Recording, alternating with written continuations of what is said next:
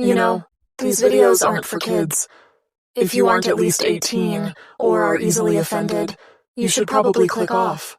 We here at Dual Wield accept no responsibility for your children. So if you are an adult who sat your kids down to watch our videos, you should be ashamed. Anyway, back to the video.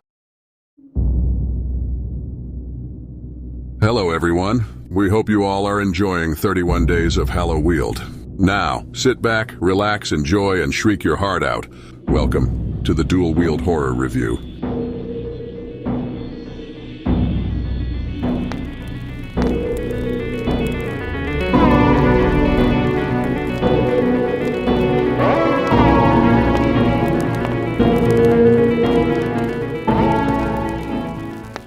Greetings, my loyal subjects. It is I, the Prince of All Saiyans, Vegeta Almighty, back with more 31 Days of Halloweeld. Today we're doing another horror review that's not exactly horror, but it counts. It's close enough.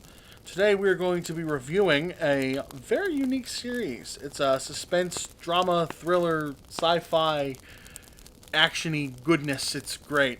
Shady is here with me as well, also. Hi, guys.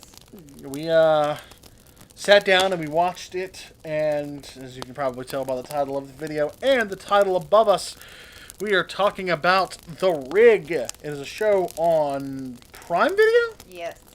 Exclusively on Prime Video, yeah? Yes. Fantastic show. It was made in Scotland, if I'm not mistaken. I don't know if it was made in Scotland, but it was definitely, it got a lot of English, Scottish, Welsh actors. Yeah, it's not American. It's very good though. I think it's a really good show. I think it's worth a watch. Very very interesting. Still not 100% sure about what's all going on, but the first season is done. First season is really good.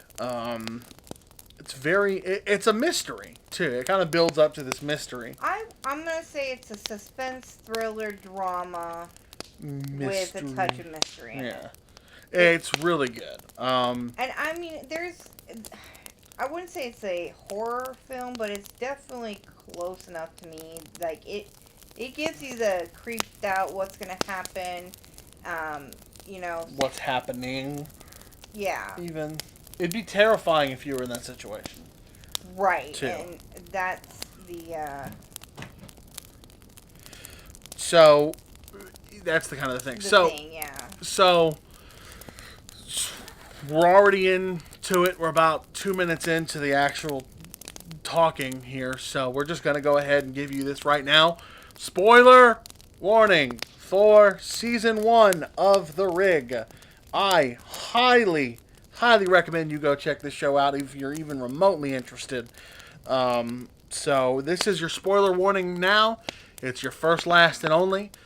Skip ahead to the end of the video for the final grade. I'm going to put a timestamp here for the grade.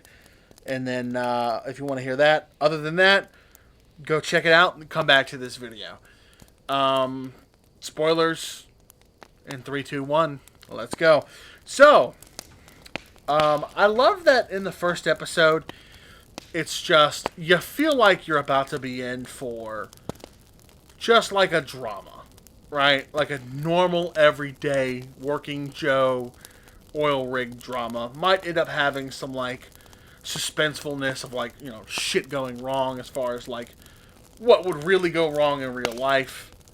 Well, but very, very quickly, like, you realize, no, there's some more at play here.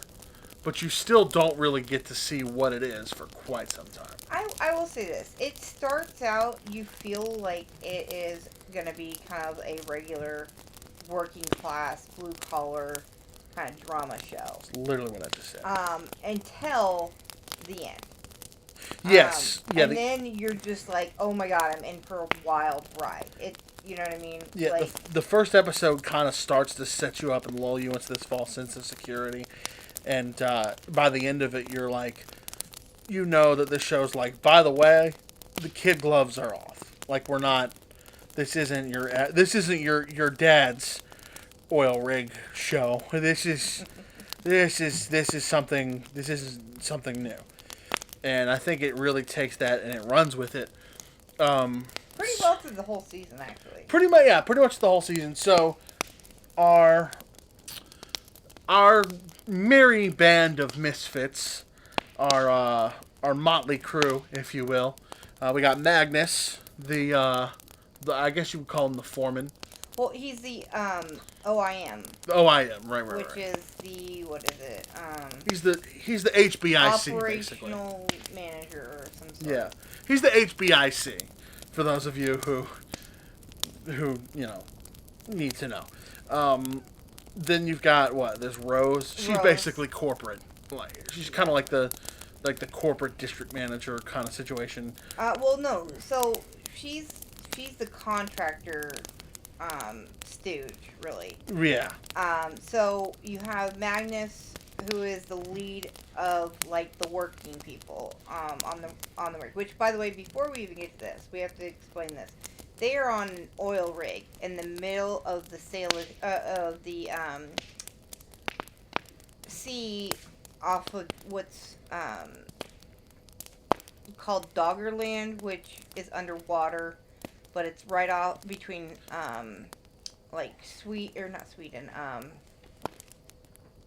Denmark and the Netherlands. There we go. The Netherlands and Scotland, and they are offshore oil drillers. Yeah. So you have Magnus, who is the, like you said, foreman or the manager. He's the leader. The leader of all the working people. You have Rose. She is Picta, which is the company that's drilling. Yeah. And then Fulmer, the radio guy. Which is the dating Rose. They're together. Yeah, they're together. So, naturally, Rose is not very liked by a lot of people, and vice versa. She's obviously the corporate person who's going to come in and give you a whole bunch of shit and basically tell you that you're not doing your job right, even though she's never, touched one of these things in her life. You guys get that kind of person. She kind of gives off that corporate energy. At first, you end up... I fucking hated Rose at first. But she ended up becoming one of the good guys, and you end up liking her towards the end of the season. Then you have Baz. Or as I like to call him, Black Scott Jesus, do. Black Scott Jesus, do. So it'll make a lot more sense in a minute why I call him that. But you're dumb. He's just the young, boyish charm guy who just works there. He wants to, get off the rig because it's supposed to be his turn to get off the rig. He wants to go hit the beaches, look at the honeys. He's got a bachelor's party. He's a fun, lovable guy, and you like him. But he's a boy, like he's a young, but you love him. Right? He's not like an asshole. He's not like a fuckboy or anything like that. But he's just a young dude who wants to go home and live his life. Yep. And then you have Kat, the medic. Yep. She's should we go ahead and spoil? She's pregnant. But you don't find that out. But you don't find that out till way later. But her and her wife have been trying to have a baby. And I don't know. I don't understand how Kat ends up pregnant if she's not the one that's trying to be. Kate probably couldn't get pregnant. The wife. Yeah, I guess that's fair. I guess that works. That's usually how that works. But so yeah, Kate couldn't get pregnant, so she ended up getting pregnant, which is her wife. Then you have Devlin. He is the head of security. Yeah. Dunlin. And then Alwyn. Who is the Alwyn. No, it's Alwyn. Alwyn, however you pronounce it. And he is the human resources guy. And then he's been through there and he's seen a lot. yeah, he's been there for a while. And then what's her name? The other I know who you're talking about. I can't remember. I think is it Alex or something like that? I was thinking Megan, but she's unimportant. She's the she's the in chick. there and she talks a lot. She's the girl. Yeah. And then what's his name? Easter? No, the asshole. Oh man, what is his name? He's the grizzled old. Timer. Been there forever. the longest. Short temper. But my he's God, what super is his against name? management. I'm about to look it up. He's like super. He's the everyman who like has authority, has problems with authority. What is his name?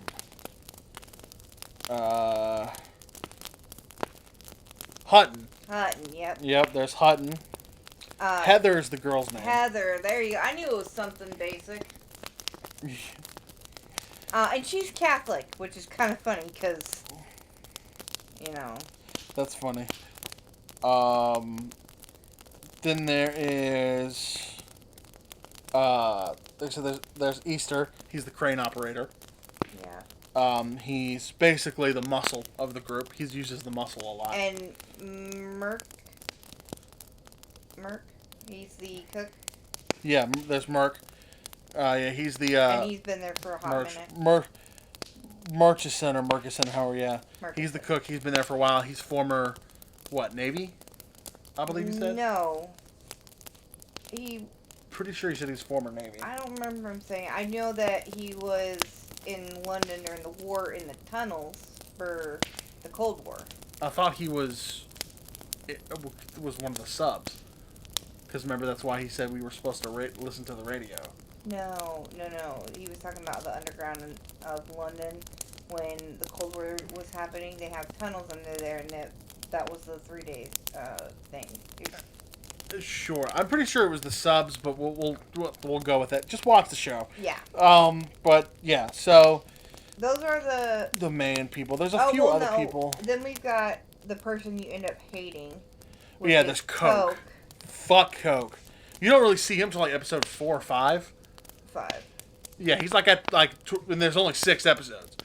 So you see him there towards the end, but he And you becomes the hate most him. hated character. Yeah, I would say,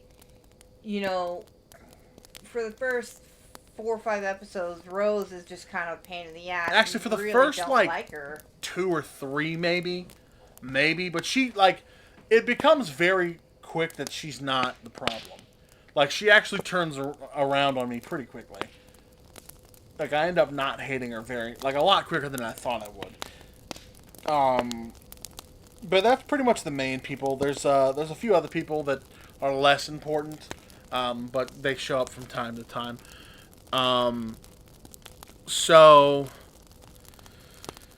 Episode 1, what basically ends up happening is They're getting ready to leave. some people are getting ready to leave, but Baz was supposed to be on the list of people to leave, but he got bumped for Fulmer, the radio guy, which he's a little pissed off about because it feels like It was special privilege. it was special privileges because he's spoinking Rose. Fulmer is. Yeah, Fulmer is. And so it seems like, it seems a little bullshit. And so they have a meeting, and they're, people are kind of, raising some ire about it. But power goes out. No. Yes. It's not the power, it's The power goes out. well, yeah, but it starts with a earthquake. Yeah, it starts with an earthquake that Which they're in takes the power middle, out. but they're in the middle of the ocean where there shouldn't be one. Yes. Or what they weren't expecting it to be one. And then so they have to go, and they have to climb out. Comms have been knocked out, so they have to... You stopped because you forgot the fog. The fog rolls in. Yes, the fog rolls in. You're right. And while they're trying to restart all the power in there, and Knocks the comms out. knocks the comms out, and nobody, like cell phones and even the satellite phone is out. Yeah. So they send a small crew to go take care of it. They send up Baz and Fulmer. And so while they're up there, Fulmer's trying to fix it, and Baz is just kind of mouthing off about Rose. Like, anyone in his situation would. Like, and I don't think he knows that they're banging, but he knows it's just kind of bullshit that they got bumped because he doesn't know that they're together because otherwise he wouldn't be talking shit to knows. Fulmer. He even said, you sleep with the company on company time, but it's not the same when you go back home. Well, I don't know. All I know is he was talking to Fulmer about it, and Fulmer, of course, started giving him shit and put his hands on him or whatever, and like he didn't like punch him or anything, but like grabbed him and shit, and they started arguing with him, and so he was getting pissed, and he like finished up, so he started going down.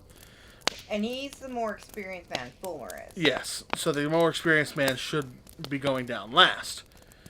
So Baz unhooks and he's starting to go down the ladder, and then you look over, the pans over to a dead seagull, and then all of a sudden Baz falls down, like all the way down this tower. This is like a good 30-foot, maybe plus drop. Like survival is like slim, and also for a fall from that height, not the ideal outcome for the person who fell. Like, right, and they don't have any way to talk to the beach and get a helicopter out to help Baz, and he is busted from collarbone, screwed up. Like, he's definitely not in a good place. Which really pisses Hutton off because he's just the young guy. Fulmer should have went down second and let Baz go down first, and he's also pissed because he was like, he was mad at Magnus because he was like, Baz should not have been the one to go up there. Especially since they'd already had a spat with Magnus, like, seeing it. And they'd also, one of the things that we didn't mention already was that the helicopters that were going to take the people back had gotten rerouted. Yes. So they had no one able to come. The people, he shouldn't have been there in the first place because the helicopter should have came to get him. So it's like, you really feel for Baz in the sense of, like, we get it while you're upset. And then Hutton, he's making it hard for Kat to help Baz out. And because he's just freaking out. Alwyn has to, remove him from the place with Dunlin, or the med bay, and, you don't think this kid's gonna survive. Well, he survives.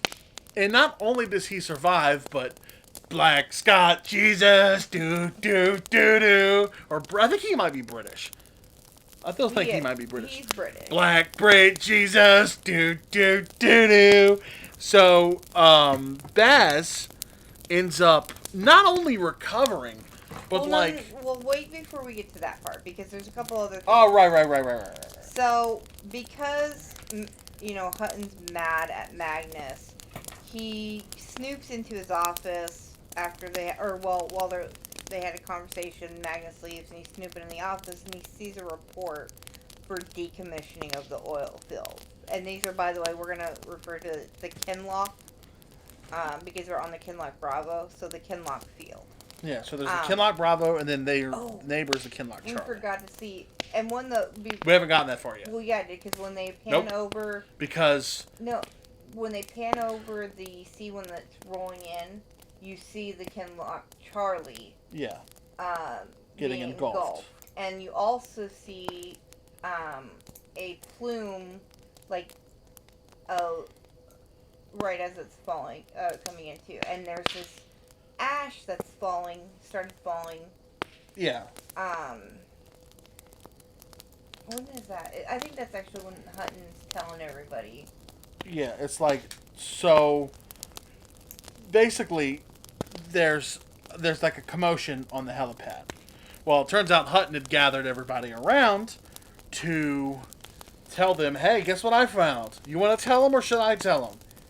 And then Magnus ends up having to step in and being like, we've been decommissioned. Basically, this thing is getting shut down and everyone's like, we're done here. And of course, Picta. Pictor. No, it's Picta. P-I-C-K-A. Picta. Doesn't want him to tell everybody because he doesn't want them quitting. And so, he tells them what's happening, and, that he tried to save the jobs and everything else in the sun. And, so the crew's kind of half against Magnus at that point. And that's when the ash starts falling. Yes. The ash starts coming down. They're like, oh, is it snow? No, it's ash. And then at that point, they turn around, and Baz is standing there. Standing there! Mind you. Like, it's already started. And then, like, everyone's like, dude, you need to go inside and heal up. Also, how are you not inside? How are you standing up? And he had said something else, too, didn't he? Something about... a wave? There was a wave coming. And he's seen it. There's all kinds of stuff that he's saying. And so he's kind of like not making any sense at first. So let's fast forward a bit to, I think it's the second episode where this happens. A lot of little stuff happens. They're all scared. More tremors are happening. And then there's this one guy. I don't remember his name. I don't either. But I think it's Alec or Alex or something like that. He's an alcoholic. He's a massive alcoholic. And so he was outside for like... Oh, because they're sending SOS signal, yeah, so Morse code from the standby vessel. Yes. Is sending out Morse code to them. Yep. And he has to go up and read off the Morse code off the helipad, and he is just getting doused on by ash. Yeah. Oh, we forgot about the gold teeth or the. That's this episode. Well, yeah, but it's not from him. It's from I know, that's this episode, though. We'll get there. So, he's doused in this stuff, and it, like, we at earlier points see him stealing, rubbing alcohol to drink because he's an alcoholic. That's after he's out. But that's after he's out of the ash. And so, we see Baz. He's running about, and he's dressed and shit, and he's just been running about. Pause. We forgot. While he's in the med bay, he looks down at his arm, takes the bandage off, and you see these little white things. Like particles. Like running across his wound. Yeah, looking like it's like healing him almost. Which, that's creepy as it is. Yeah, which is weird. Like, it's a laceration that he got, which, first of all, how did he get that laceration? From falling. I don't know about that. Either way, he's like, he'd even mentioned that there's something out there in the fog, and it's life. It wants him to listen to it. He's like, I have to see it, and they find his fillings that he had in his teeth. He had pulled out. Like he had pulled them out, right? And so they also find later on, while Alex is taking a shower, his tattoos are coming off. And he's also bleeding, and he basically ends up dying in the shower. Because he is so unhealthy that this thing that he is now infected with rejected him. What turns out, this thing that he's infected with is also what has infected Baz. And Baz, it's pushed out all the unnatural things in his body, which is like his fillings, and it fixed his teeth, basically. And so, come to the end of the episode, the vessel was sending out Morse code. Well, Hutton had been, for his actions, been locked up in his room. And so he ends up sneaking out and getting up to the control room and sends an SOS signal back with the lights, basically telling the vessel, come pick us up.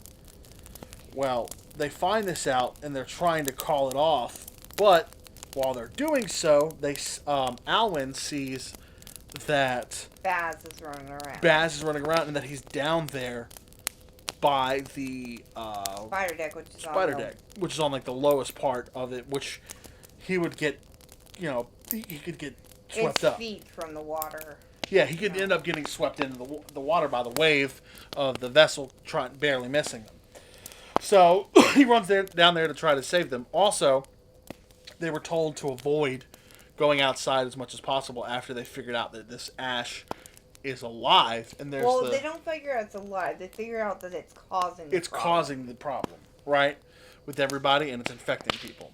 So they're trying to avoid as much exposure as possible. And then they're like, oh, if you have a cut, try to avoid it. Also, Fulmer, messing around with the lifeboats earlier, ended up getting a cut on his hand.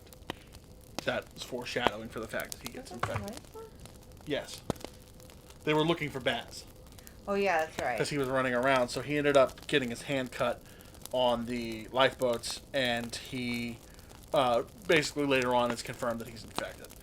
But Baz ends up getting confronted by Alwyn, who's trying to convince him to come back, and he looks down and there's like a blue light. And he was like, what is that? And he's like, it's life. It's this thing. It wants to speak to me. It's trying to warn us, and yada yada, so on and so forth. So Alwyn's trying to take him back by force. So Baz ends up grabbing him by the throat, and he's like, no, you're not taking me nowhere.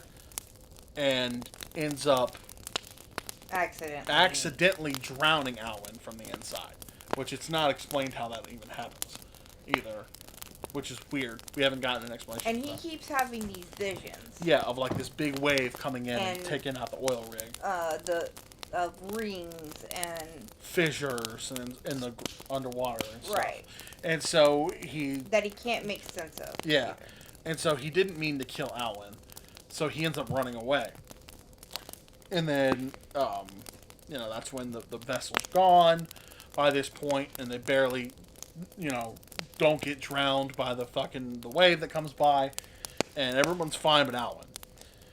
Well, that's how that episode ends, and I believe the ash stops at that point. No, it stops at the beginning of the next episode. The next episode. Towards the beginning of it.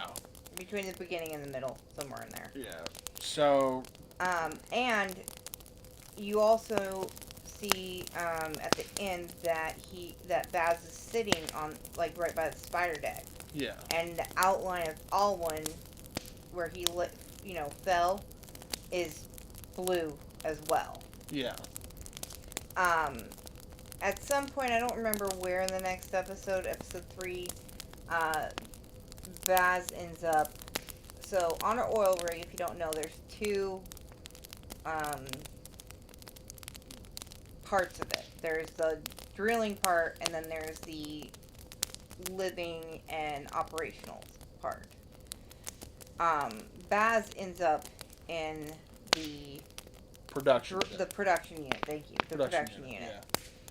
Yeah. And he doesn't leave there. He sets up shop there, basically. The rest of the time, like, period. So you also see how he is healed.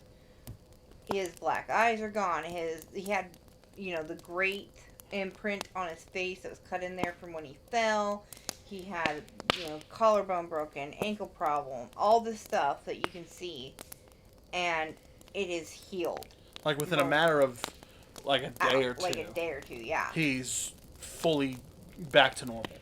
Like better than ever. And so he's over there in the production unit, and you see him like taking out cameras and shutting off shit while he's over there. So they basically are trying to go over there and get him and figure out what's going on and try to bring him back and get him some help. Well, while they're over there, he ends up infecting this other guy. I don't remember his name. He's not that important. He knocks him out. He knocks him out, and he ends up getting infected as well. And not just that, but they look at some oil, and there's like these particles coming off of it. Yeah, particles are coming off of it. And then they also notice that there are these mysterious containers that they have no idea got there. Yeah, like they're not on any logs. And they're locked. Yeah, and it's Hutton and Dunlin and what's his name starts with a G? I don't remember his name, but he's the other guy that's with him. Garrison? No. I don't know what his name is. Anyways, he's the one that gets knocked out, and he's not that important. But he goes with him, and he ends up getting knocked out and infected. Right, and they got freaked out because something else happened. I can't remember what. There was another earthquake. There was another reason they went over there Or no. This was afterwards.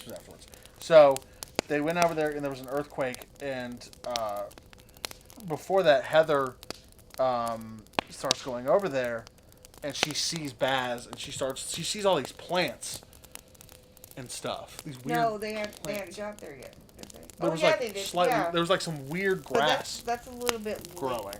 But no, this is like it's not like a lot yet. There's like some weird grass starting to grow over there and stuff. Ferns and things like that. And Baz is trying to explain that we need to help this thing, and there's no going back for him. And like they're trying to they start to kind of approach her or whatever, and then Hutton comes in with his flashlight and starts like flashing the flashlight. He's like, get away from her, and then they all end up leaving basically because there's like an earthquake and shit. And then for a little, go ahead. Which cuts off the fucking flare. Right. So the flare is important on a it's for natural gas and stuff, and it burns it off. Well, when it's not lit, right? The gas is just coming out. Comes down in condensation, and it can kill you really quickly. Yeah. And if there's a spark, boom, it lights all that gas. Which is why it was a controlled burn with the flare. Right. So what ends up happening next?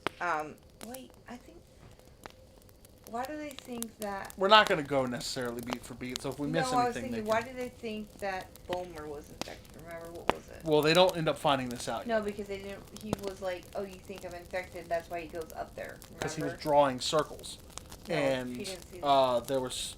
he was hallucinating and shit. At one point, wasn't he? No, there was something where she ended up thinking he's infected. They thought he was infected for some reason. Oh, they were quarantining him because he was out there with Baz when he got the cut. Got messed up. Yeah. And then they think he's fine. Later on, but at this point they're suspicious of him. Yeah, and he's not super happy about the fact that Rose doesn't trust him. Right. So they end up going on the crane. He volunteers. He volunteers to go on the crane with a flare gun, and he was supposed to stay further back and stay so they could swing it. Attached, and they were going to swing him back out. So he was going to shoot and then duck, drop down immediately, and then get swung back out. Well, he's not confident in his ability to make the shot, I guess, so he fucking unhooks and goes further out the crane, and they're like, Christ, he's gonna shoot and run for it. Well, he does that, and the fucking explosion he almost gets caught up completely in it. It burns him a little bit on the back, but it's enough to cause a severe enough burn to where he needs to go to the infirmary. He's alive, but he's burnt and he's in pain. And he heals from it, obviously because he's infected, but he heals from it pretty well. But it takes longer. It takes a bit longer for him. So they think he's okay, and they're looking for stuff in the databases and everything else. And then over in the production unit, they end up shutting off this well or something, and they end up building a bunch of pressure. They have to shut it off from their side. Because they're building up pressure. Because Baz was messing with things. Yeah, and they were thinking, oh, maybe he's trying to blow us up. Maybe he's gone crazy. But he knew that they were a good team and that they would shut it off. So he was like... And they have to do it from... Which is what he wants. Well, they have to do it from a specific thing that's underwater. It's an S. It's a valve. The S valve or something like that. And he wants it shut off is the point. And he knew that by doing this, it would force them to shut it off. But he trusted that they would be able to do it because he knows they're a good team. Well, the thing with that, though, is once they go into the water with their little submersible to do it... They also see the rings. They see the rings. And they see that this is what Baz has been drawing, and then, this is also what Fulmer's been drawing. But they don't know that Fulmer's drawing They find that out later. Yes. Well, Fulmer goes to his room... He freaks out a little bit. Because he recognizes the rings that he's been drawing. Right, so he goes to his room, and that's when you notice that he's healing a lot faster than he should. Yep. And it freaks him out. And he ends up looking up something on the laptop, too, because Not yet, that's late. The service comes back on for a second. The service comes back on later for a second, but that's a little bit later. Yeah. But just kind of expediting it a little bit here. Baz realizes that there's this system that needs to get shut off over there because it's, going to try to kill this. We find out later it's basically going to be trying to use to kill this thing. And also, like, drain the area of every last drop, but also kill this entity, this ancestor. Well, and we get to that later. Yeah, but also we get to that later. But he's like, we're trying to shut it off, so I need to try to get in contact with Fulmer. He's going to be the only one who can help us. And then, like, that's about the time that he starts hallucinating Baz, quote-unquote hallucinating Baz, and that's when he's trying to communicate with him, and, like, a bunch of crazy stuff ends up happening. Fulmer ends up eventually going over there. Because, like, not a whole lot more happens other than Magnus confirming that he doesn't know what's in those crates either. Those locked crates that are over there. So, Fulmer ends up going over there, and then that's when Rose also ends up discovering that there's some, like, project with a code name that's classified and she can't get into it. And then she's like, no one has a higher clearance than me. There shouldn't be a higher clearance than me. Right. And so they start going through different stuff. Well, Kat's wife gets in touch with her, and by this time also the fog had lifted and the Charlie is gone. Yeah, it's burnt. Like, it looks like it was caught on fire. Yeah, it's completely it's screwed. So by this point the fog is gone, and for a minute they get service, right? And everybody's trying to call home, and everybody's trying to send out messages, and everybody's trying to get in touch with, like, the Coast Guard and get in touch with some way to get some help and to check on people at the same time. Well, Kat ends up, getting in touch with her wife, a video call. She's like, they're not telling us anything over here. They're saying that there's nothing wrong, that everything's fine out there. She tried getting in touch with the Coast Guard, and the Coast Guard is in touch with Picta. And Picta tells them that everything's fine. Yep. There's nothing wrong. Everything is fine. Which is a lie because they haven't been in touch with anybody. And so about this time, she notices that they're starting to have blackouts where Kat's wife is.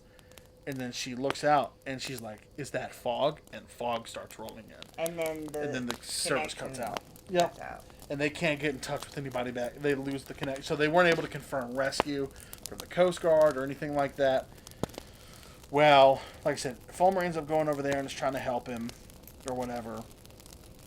And, they aren't able to... You're trying to shut that machine off. Shut a machine off that was installed on the previous location when these people were not there. So they have no idea what it is. Nobody knows what it's about. But it's an injector of some type, and that's the only thing that they know. Yep. Well, actually, I don't know what episode we're at this point, but I know that at some point they end up seeing this lifeboat. So they couldn't confirm the rescue, but they see this light in the distance. I was going to say, before that, real quick, there's still, like, lots of tremors, all these things. And on top of that, you're not sure what's going on. So, like, even though you're told several times, right? So they tell you, he keeps telling you it's life. And this is a key thing to it. It's life, it's life, it's life. But there's no explanation. And the reason I'm saying this is because we're getting to that explanation. Yeah. And that's from Baz, by the way. Yeah. And so they see this light off in the distance, and it gets closer, and they realize that's not Coast Guard, that's not rescue, it's something else. Well, it turns out it's a lifeboat from the Charlie. And there's only a handful of people on there. There's not a whole lot, but there's, turns out this person that Easter's been trying to text was over on the Charlie, and it's his boyfriend. Well, no. He got ghosted, remember? He got ghosted.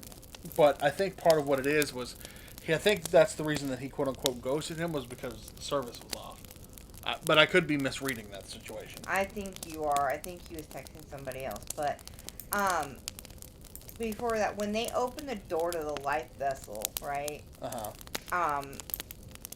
Coke just barges through. Where's Rose? Where's Rose? You know. Where's your Rose? Where's your OIM? And so at this point they're trying to check. That's what it is. They want to get everybody to the infirmary to see who's infected and who's not, because they still don't know that Baz is not a threat. And he's like, I don't need to do this. He refuses. You know, I'm above all of you, basically. And he's just an asshole. Like, I mean, if there's a character that I don't like and I hate a lot of the time, like, he was referring to Rose as Joffrey for a while from Game of Thrones. No, wrong show. What? Wrong show. What was the show? Adeline from Grimm is what you're thinking of. The Hexen bitch is the one I called Joffrey. Oh, I thought you called her Joffrey. No, okay, Rose well, is just a bitch. She's just really rude and like... Yeah, this Coke dude is an ass. All this, but this guy is something else. Like, he acts like he's, you know, the head bitch in charge. He thinks that he acts like he's above everybody, knows everything, right? Yeah. And he does, but you don't really know that, because he keeps everybody out of the loop. Yeah, he knows way more than anyone else does, and he's also part of the problem. So, let's try to expedite this, because this is getting a bit long in the tooth, but he ends up, like, there's a bunch of mystery surrounding that, and then he ends up sending over a small team. There's attempt at mutiny here, basically. Right. So everyone's lost faith in Magnus. Dunlin even has lost faith in Magnus. And they've been friends for years, and he's always had, you know, the vote of confidence from Dunlin. But at this point, with the locked containers and him not knowing about certain things and not being told about the decommissioning and, you know, people starting to die, he's like, I'm over this. Like, we basically, it's Hutton, Murch, and Dunlin all are sent over by Coke because they try to stage a mutiny with Coke. He's like, this Coke guy seems like he knows how to get stuff done, and so they're like, just go over there. Here's the code to the locked containers. There's these like CO2. It should just knock them out. They'll be fine. And then hook it up to the fire suppression system. It'll knock them out, and you can carry them over here, and we can get everybody the hell out of here. Now, when Dunlin goes over and they unlock everything, he tells them this isn't just compressed CO2. Yeah, and there's a lot more of it than... Oh, yeah. There's like a lot of it. A lot of this is more than just CO2. And then Hutton's just like brushing it off. He's like, don't you want to get out of here? I'm tired of this. Well, they hook it up to the fire suppression system over there, and it starts killing the third guy. Because by this point, Fulmer's over there. And so it starts killing all of them. And it does end up killing the third guy. One last thing. Coke tells them, though, that, you know, he will lock the door, or lock the door once they're all out. On the other side, yeah. The three guys. Yeah, so it ends up, and then Dunlin's like they all start running because they're like, all right, it's going to knock them out. We need to get over here onto the other side so we can wait for them to get knocked out.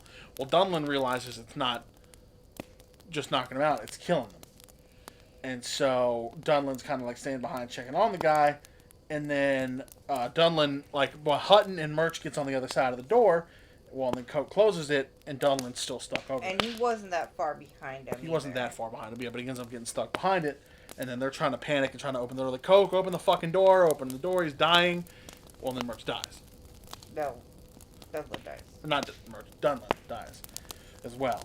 But luckily... Magnus and them figure out what's going on. Well, no, luckily... Magnus and them figure out what's going on. They're able to, shut it off and shit. And get Fulmer out. So Fulmer gets out. Yeah, Fulmer gets out. Baz stays. Baz stays. Baz survives probably because he's been infected the longest, and he's stronger, I guess, in the Force. I don't know. But this stuff is slowly killing those spores and stuff that are over there, and that's basically you see while they're over there that plants are starting to grow everywhere, even from the oil itself. It's starting to grow plants and shit. And earlier, these spores are all blue and shit, and Cat ends up running over there trying to chase after Fulmer, and it like surrounds her stomach, like it knows she's got a baby in there, which tells it that it's sentient, and it can kind of sense these things. But these plants slowly start kind of dying off a little bit. So this whatever was this chemical was not only killing people, it's killing this entity. And so of course naturally everyone's pissed off about it, and even Hutton is really pissed because he's like, that snake tricked me.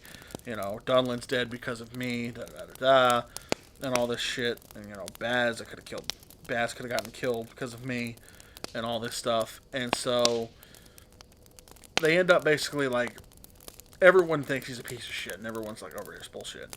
Well, what happens after that? They start really investigating what's happening. Fulmer tries to explain what he's seen. There's some back and forth about, they're talking to the crew from the Charlie, and how he had, locked people that were on their way to the lifeboat out, so they died. There was like 20 empty seats. All this there were some experiments he was doing that basically caused the explosion and shit to happen. And he was just, like, it's all his fucking fault, basically. But he says that, yeah, and it was really, the guy that you find out is Easter's, like, love interest. He tells him that he doesn't seem like the type of guy to not have a way out. Yeah. So, which of course, naturally, we find out that he does. Which he's trying to convince people to join him and shit to do, and trying to blow up the fucking well, or trying to reopen that well. He convinces the love interest of, I can't remember Easter. his name. Easter. What's his fucking name? We're getting way too long in the tooth with this one. Harris. To help him set up the injectors again to try and kill the spores and stuff. And by this time, they're calling it the ancestor of all life.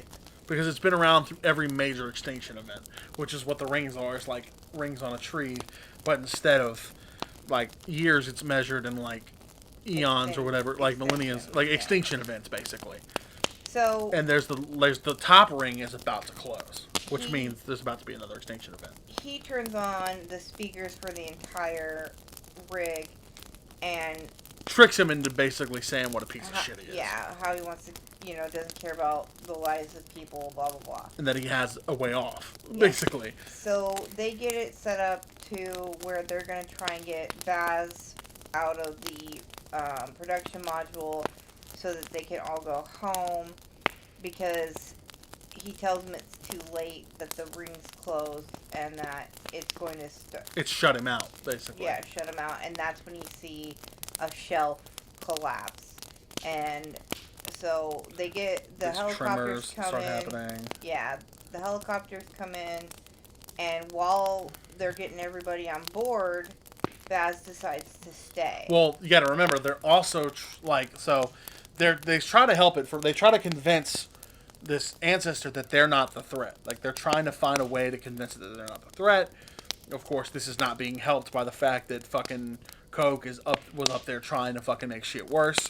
So at the end of it, like, these spores form like a circle, and then they slowly start forming this ring, and then the ring closes, and that's when the tremors start, and like see that there's a massive tremor underwater, and then she was saying, they're trying to load people up on this helicopter, and then you look out, and there's a gigantic wave on the horizon coming to take that. This is the wave that he foresaw, and so basically, it's called the Styorga, something like that. And so they're all about to leave, and then Baz is like talking to Magnus. He's like, "We need to show there's still a chance. Sacrifice and life and sacrifice. I need to show it that I need to stay behind, basically." So they get on the helicopter, and they're talking about going home, and you.